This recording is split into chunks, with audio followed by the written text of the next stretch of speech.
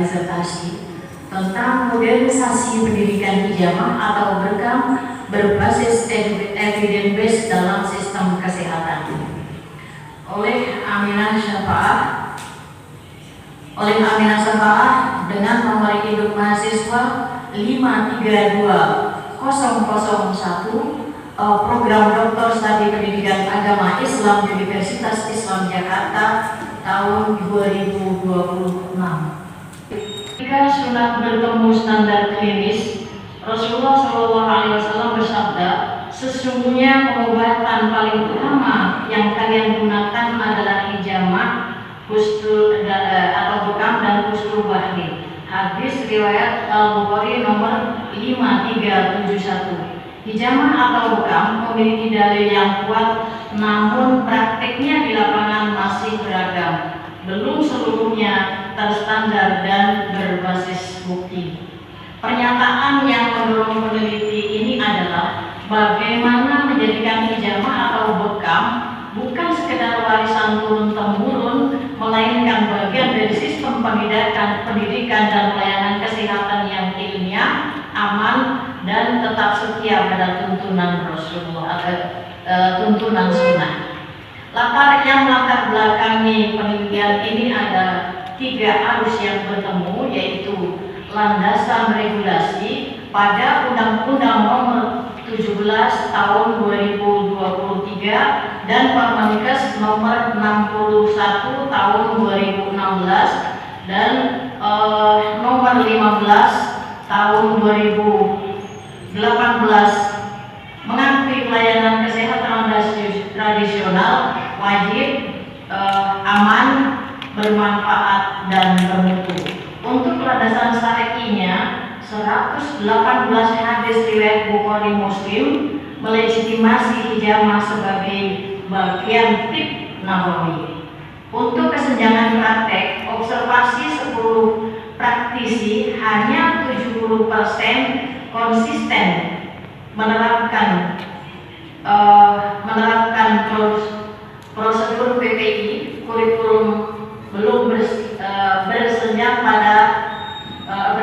pada capaian terstruktur. Kebaruan penelitian mengintegrasi penuh pendidikan hijamah atau bekam dengan pendidikan agama Islam dan menempatkan titik terapi pada struktur vaskuler sesuai sunnah. Bagaimana konstruksi konsep modernisasi pendidikan hijamah atau bekam yang berbasis evidence based dalam sistem kesehatan nasional. Yang kedua, bagaimana implementasi pendidikan hijamah atau bekam yang terintegrasi dengan prinsip syariah dan standar ilmiah. Yang ketiga, bagaimana fungsi modernisasi ini dalam penguatan kompetensi terapis dan mutu layanan kesehatan. Yang keempat, bagaimana implikasi panduan pendidikan terhadap profesionalisme, keselamatan pasien, dan kepercayaan publik. Jika acuan tolok ukur 100%, 95% sudah spektakuler, luar biasa. Maka penelitian dan pembahasan halaman 109 tertulis A. Profil akademik kebidanan Bunda Auni, Jati Asih, Bogor, Jawa Barat.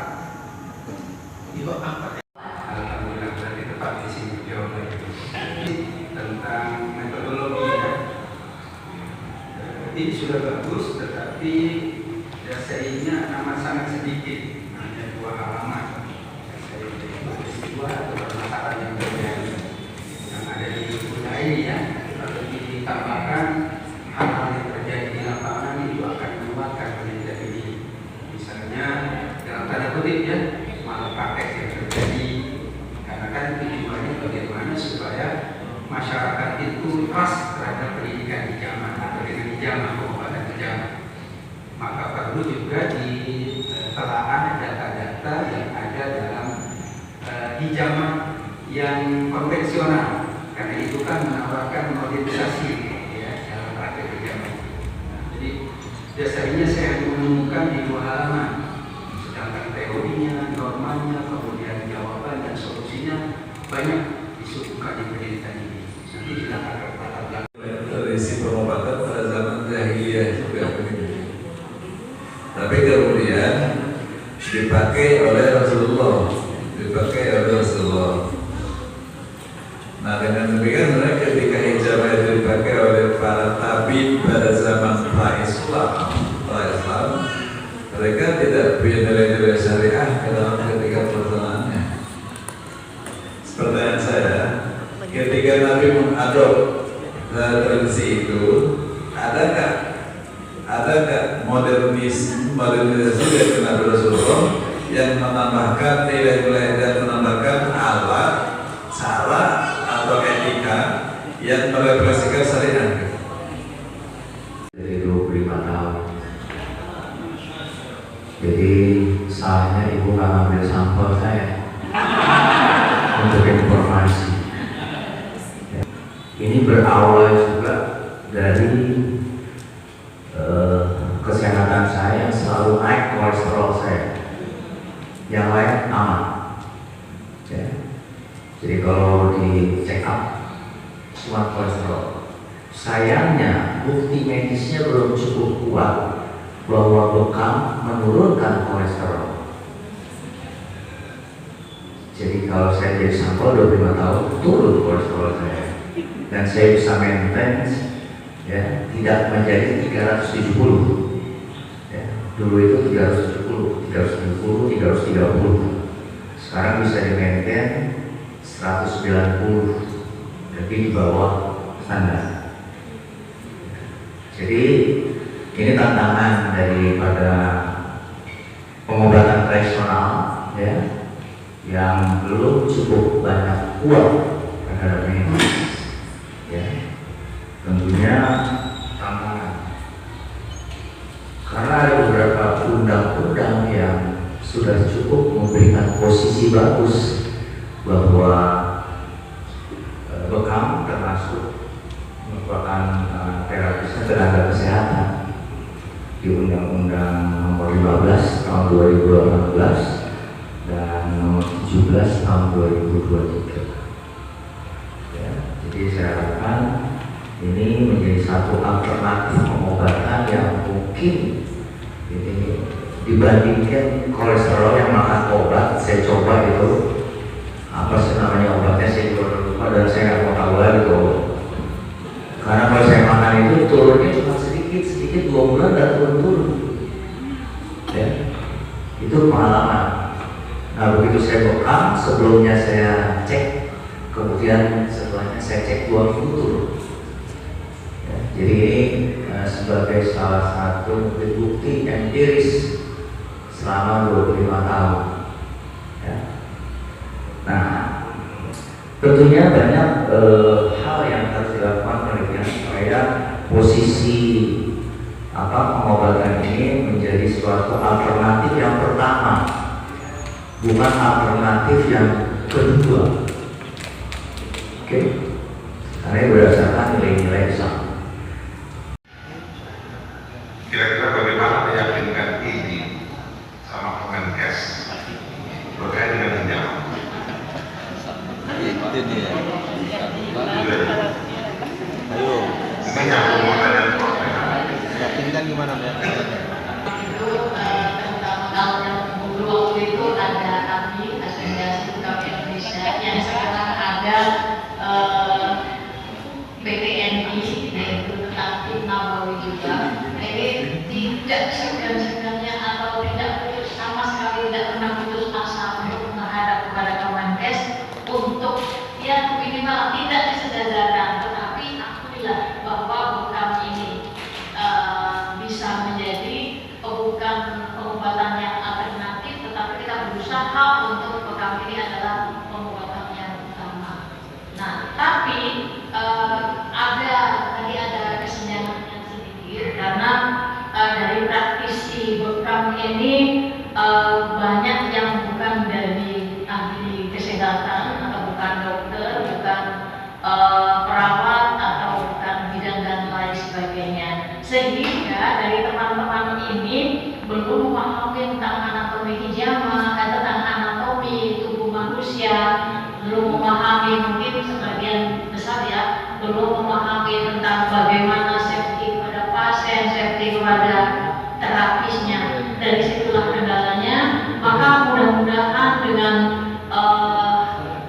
kami susun membuat penelitian ini mudah-mudahan nanti bisa membantu untuk maju kepada lembaga yang terkait. Mudah-mudahan Menguji Profesor Dr. Dede Roger MA, promotor Profesor Dr. Andriani MAD MKN, penguji Asosiat Profesor Dr. Artadi Putri MA, co-promotor Dr. Tahula MPDI, serta penguji eksternal Profesor Dr. Rusmin Tumanggul MA. Berdasarkan hasil penilaian tim uji, maka Profesor Amir Sapala dinyatakan lulus dengan predikat amat baik atau sangat memuaskan dan merupakan alumni program dokter pendidikan agama Islam Universitas Jakarta yang ke-97. Dan tentunya pada akhir penyelesaian revisi tanggal 30 Agustus.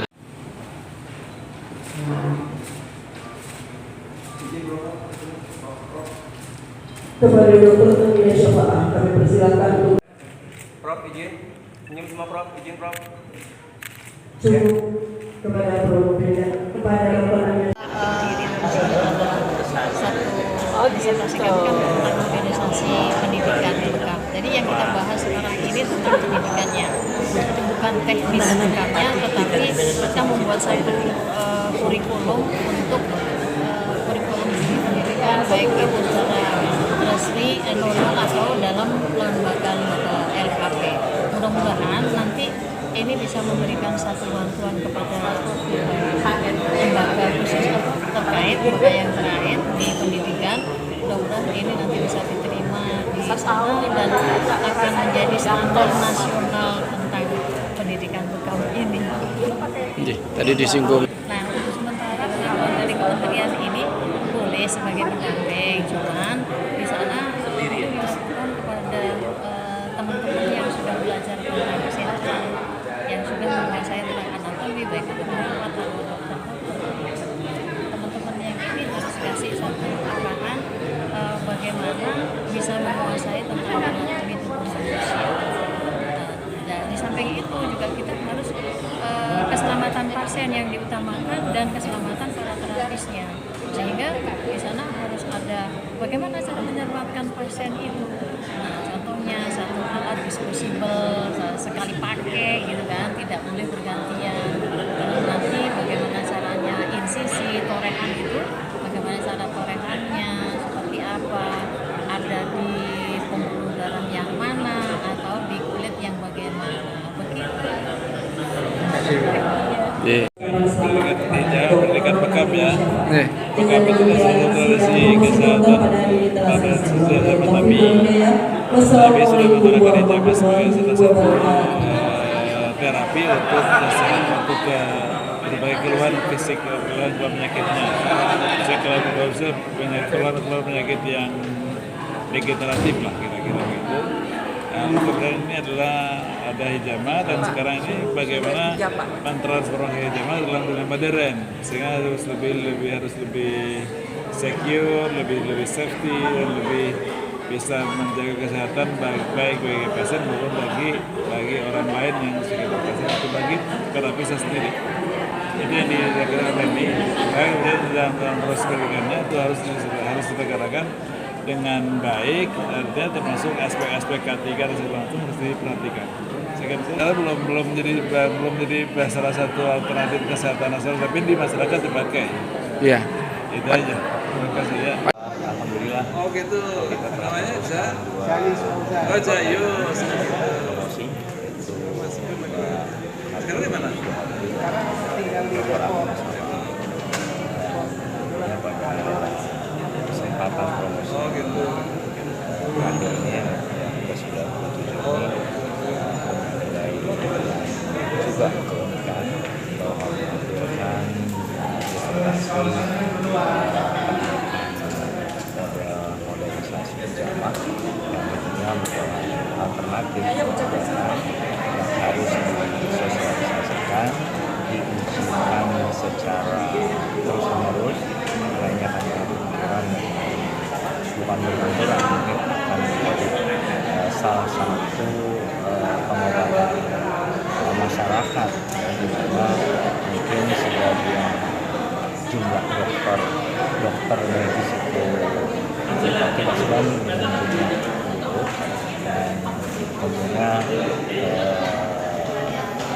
pengobatan yang merupakan nilai-nilai dari agama Islam promosikan, salah satunya di jamaah atau bukan ini yang mungkin juga didorong dengan penelitian dari kedokteran. Jadi memang ada beberapa penelitian empiris itu bisa menurunkan tekanan darah, kolesterol, dan